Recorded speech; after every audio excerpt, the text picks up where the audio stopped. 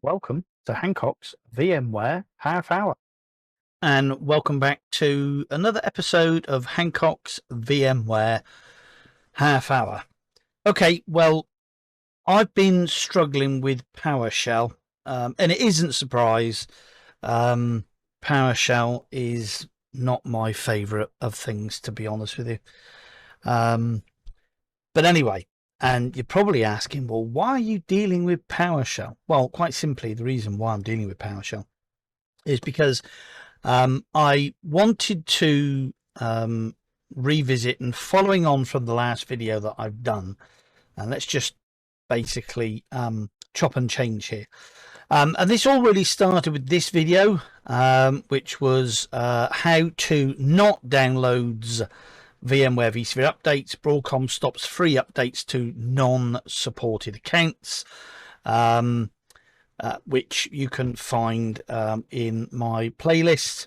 And it was also thanks to Keith Ambo IO 2502 that says, I was expecting a walkthrough of how to update for this new token access using the script and the manual method. Well, we did part 90 for you, Keith. So that's done. And that's up on the tube there for you to have a little look at.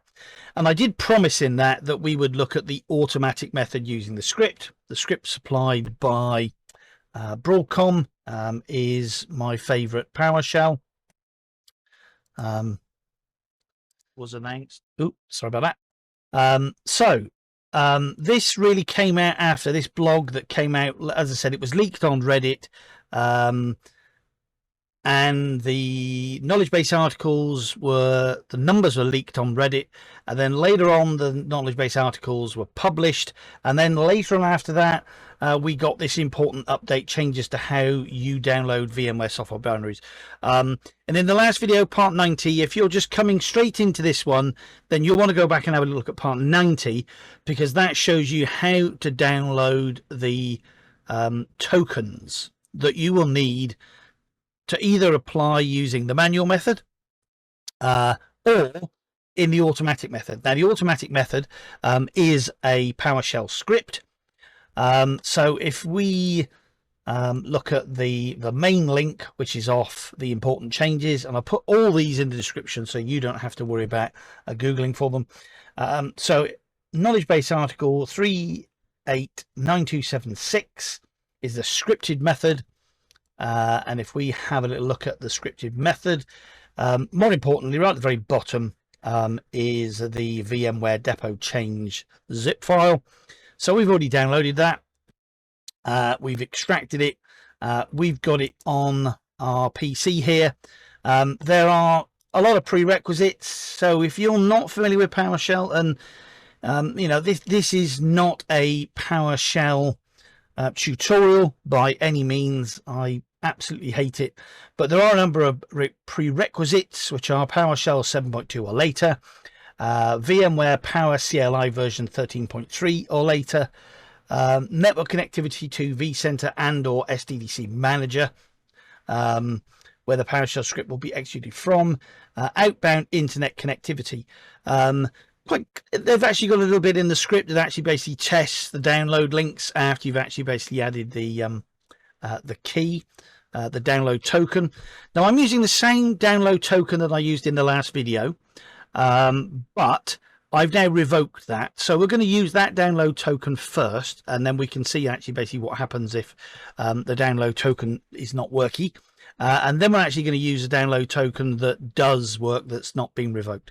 And for those that asked, it was Rage Against the Machine, Killing in the Name. That was the track that I was listening to in before part 90. And I've also found as well, I have had a little look through the script, and in the script, from what I could see in the script, I could not find where it was restarting Update Manager. And I could not find where it was doing a sync update either. If you've watched the last video, part 90, you will see at the very end, in this knowledge base article, I said to you that 7 and 8, I missed part 7 and 8 on 4 sites that I'd updated. And I went back and checked those, and those are working absolutely perfectly, and I didn't have to actually basically restart Update Manager. So as I said before, mileage may vary, but 7 and 8 I didn't have to do, and the script doesn't do it either. So without further ado, I think I've mentioned all the PowerShell requirements. So let's actually basically get into the script and show you how it works. One thing I have noticed, if you are using PowerShell to try and update VMware PowerShell, again, there does seem to be some sort of kind of Broadcom whereby there is a certificate and you're getting to right old mess because Broadcom has been changing the certificates, I think, from VMware to Broadcom now. It all gets a little bit messy.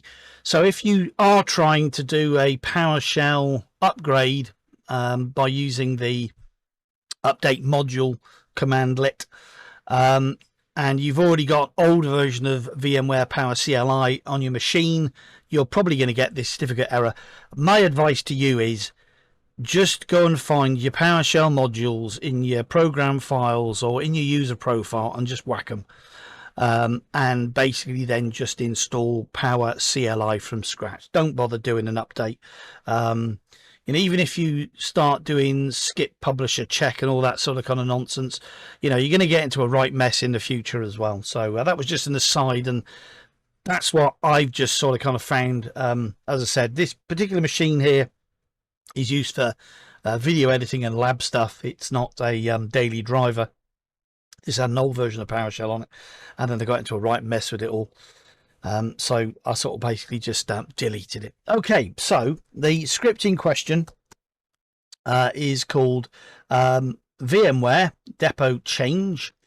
So we're just going to run that. Choose deployment type and connect. So is this a VCF deployment? Oh, they love VCF, don't they? No, it's not. So we're going to enter the vCenter FQDN. Notice here it says VQDN.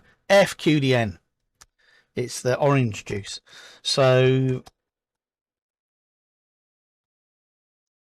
vCenter 88-.cyrus-consultants.co.uk followed by enter. I'm going to use the administrator at vSphere.local. So I'm just going to enter the administrator at vSphere local password, and I've got this handy pasted in my clipboard. So I'm just going to right click and hit enter, and all being well, we're going to get a lovely info successfully connected to vCenter 88.cyrus-consultants.co.uk as administrator at vSphere.local. It does say enter an FQDN, but I have tested it with an IP address for those of you out there that don't use FQDNs, and it does appear to work. But it does say use an FQDN. So we could actually basically connect to lots of vCenter servers. And this is probably really one benefit of using the script. If you've got lots of vCenter servers, different vCenter servers, you can apply the same download token that you've generated to those. So I'm only going to connect to one here in the lab. So I'm going to select no. Press any key to continue. Okay, so now I'm going to enter the download token. Now the download token that I'm entering here is the download token that I used in part 90. This has since been revoked. So I'm just going to paste that in there. It's going to turn around and tell you that the token format validated for token. All that validation is doing is actually just checking to see that it's a 32 character token. It's not doing any algorithm. It's not doing any check to check that that is a as it says there, valid token. It's just checking it's got 32 characters. So I'm going to hit enter. The next thing I'm going to do is I'm going to check the existing depot configuration. Now this is the depot configuration that's currently configured on our VMware vCenter server. Now of course we did that in part 90. So that's actually going to go off and scan the existing state of our appliance, our vCenter server.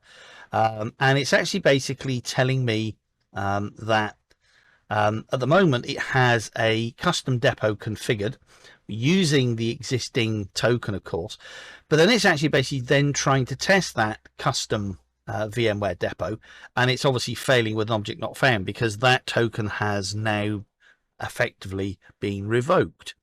So I'm going to hit enter, but I am going to select 4 to update that token.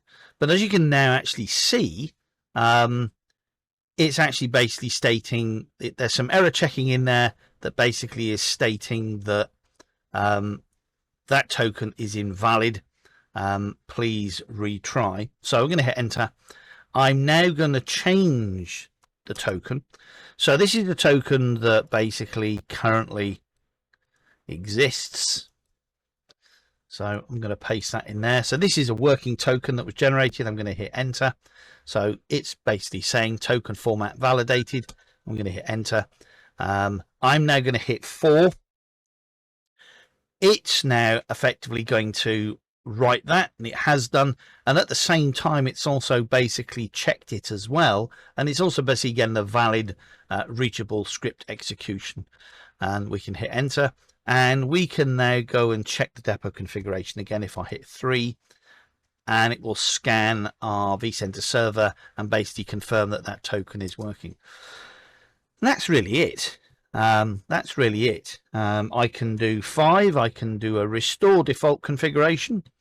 So that's basically going to restore the configuration and put it back to how it was. And if we have a little look and we connect back to our patch setup, and let's just do a refresh,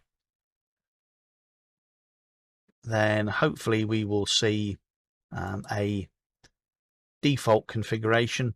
Oh, that's interesting because that looks like it's actually got, yeah, okay.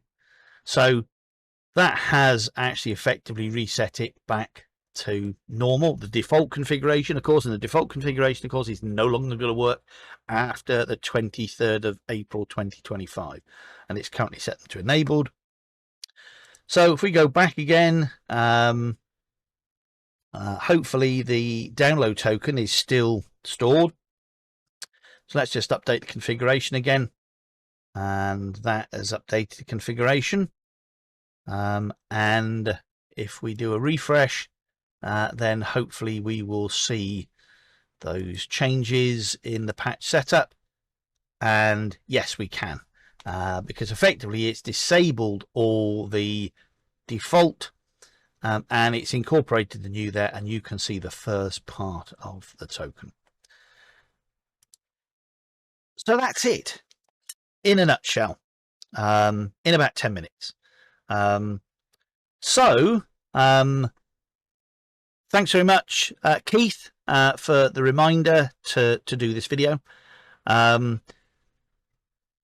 If you've liked this video, then please thumbs up. If you don't like this video, then please thumbs up. But whatever you do, don't forget to subscribe and come back again for another Hancock's VMware half hour. So thank you very much for watching. Hope you've enjoyed this, and goodbye. Oh, and you probably have noticed that the t-shirt's changed. There's some good continuity here, and there's some good video editing. And the reason that is that I really struggled with the PowerShell script yesterday evening, and after many hours I just called it a day, because not only was the script going wrong, but everything else was going wrong as well. So the keen-eyed amongst you will notice that t-shirts changed because this is a different day. Anyway, thanks very much for watching, and goodbye.